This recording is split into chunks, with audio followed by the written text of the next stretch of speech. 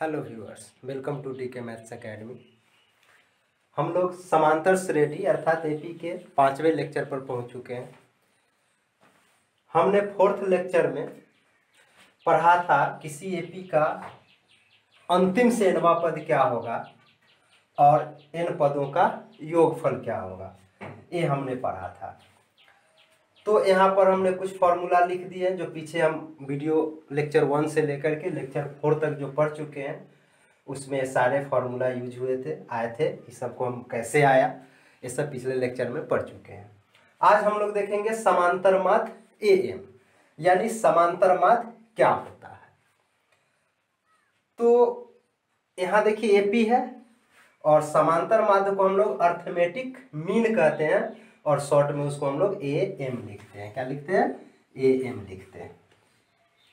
तो आज हम लोग समांतर माध्य पर डिस्कस करते हैं, उसके बाद एपी का लगभग टॉपिक आपका समाप्त होगा, उसके बाद फिर हम प्रॉब्लम सब पढ़ेंगे। तो आज हम एएम के बारे में पढ़ लेते हैं और इस पर कुछ क्वेश्चंस को देख लेते हैं जो बहुत ही आसान है और आपको भी काफ़ी इजी वे में थोड़ी देर के बाद आपको खुद लगेगा कि हाँ हम ये कर सकते हैं। देखिए, समांतर माध्य का डिफिनीशन है कि ए बी सी, हमने 3 संख्याएं लिया, 3 से ज़्यादा भी ले सकते हैं। अभी हम 3 में समझते हैं, फिर 3 के बाद भी समझ लेंगे। अगर यदि ए बी सी एपी में हो, 3 संख्याएं ए बी सी ऐसा लिया जो एपी में है, तभी बीच वाला जो नंबर है बी, उसको दोनों किनारे वाले नंबर का हम लोग समांतर माध्य कहते हैं। क्या बोला कि अगर ए बी सी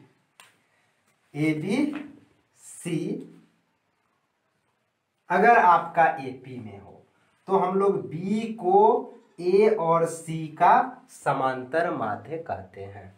मे भी आपको याद भी हो गया होगा परिभाषा, फिर से देख लीजिए। क्या बोला हमने कि ए बी सी अगर एपी में हो, क्या बोला? यदि ए बी सी एपी में हो तो बी को ए और सी का समांतर माध्य कहते हैं। ये आपका लिखा हुआ भी है।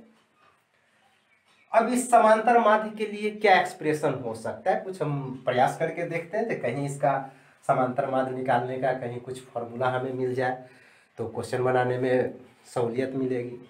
तो हम वही को प्रयास करते हैं, कहीं निकल जाए, देखते हैं।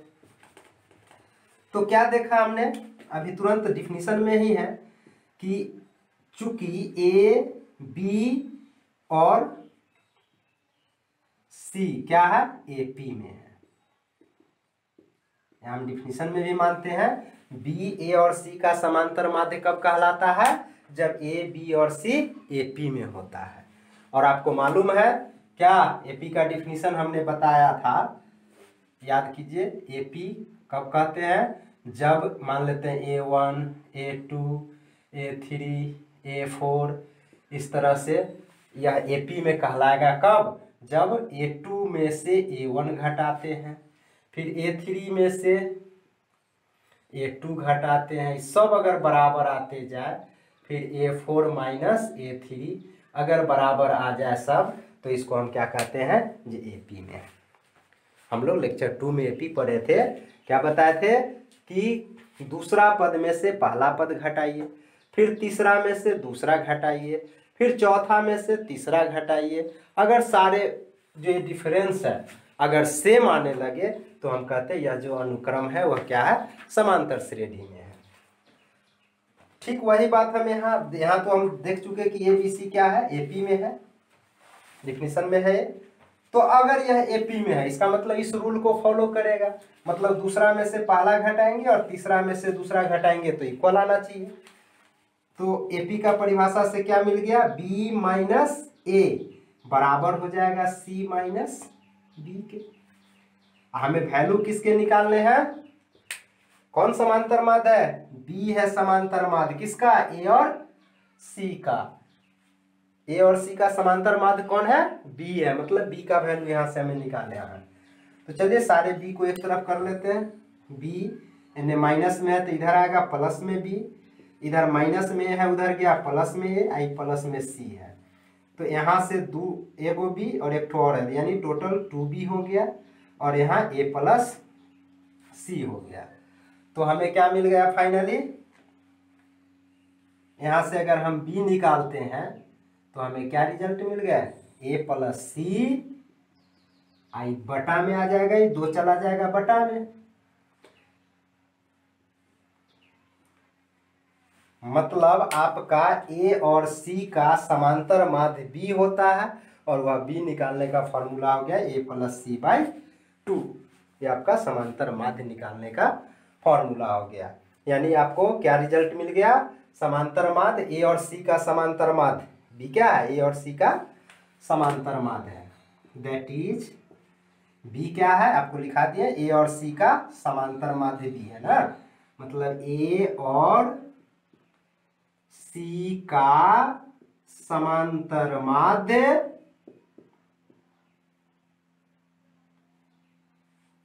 बराबर आपको क्या आ गया है, ए प्लस सी बाई 2।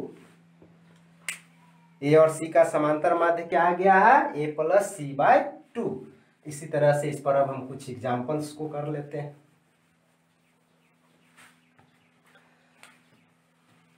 इसी प्रकार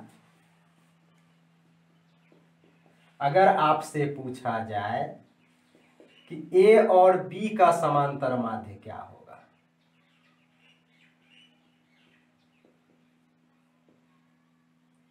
इसको छोड़िए, अब हम अलग ले लिए अगला क्वेश्चन, ए और बी का समांतर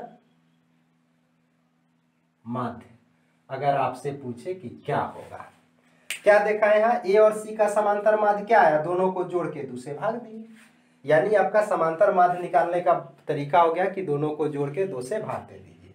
तो यहाँ ए और बी का समांतर माध्य ठीक इसी तरह से क्या आ जाएगा, ये दोनों को जोड़ देंगे, यानी ए प्लस बी बाई 2। ए और बी का समांतर माध्य क्या मिल गया, ए प्लस बी बाई 2। ये आप फॉर्मूला के रूप में याद रखेंगे।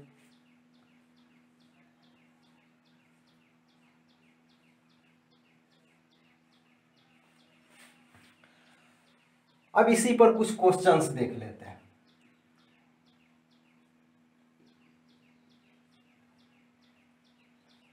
एग्जाम्पल्स, चलिए हम पहला एग्जाम्पल देखते हैं।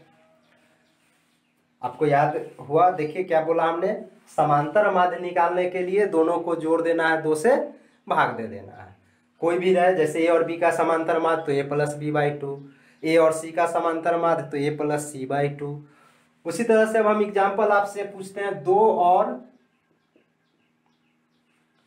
6 का समांतर माध्य क्या होगा।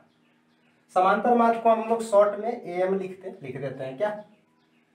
2 और 6 का पूछा जाए कि समांतर माध्य क्या होगा, तो आपको तरीका मालूम है, फॉर्मूला क्या है, ए और बी का ए प्लस बी बाई 2, मतलब 2 और 6 का 2 प्लस 6 बाई 2, दोनों को जोड़ के 2 से 2 प्लस 6 बटे 2 कितना 8 बटे 2 आ गया 4।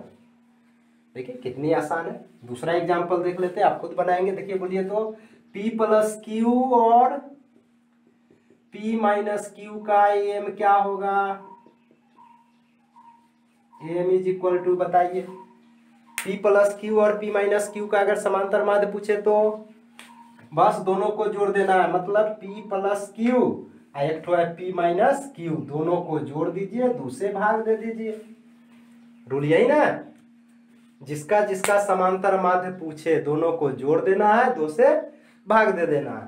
तो यहाँ ए का वैल्यू हो गया, ये बी का वैल्यू हो गया, दोनों को जोड़ दिया और 2 से भाग।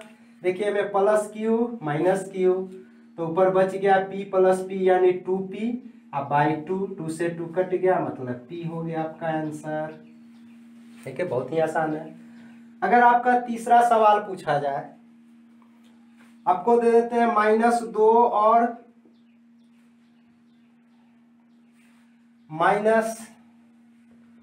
-2 और 2 का समांतर माध्य क्या होंगे,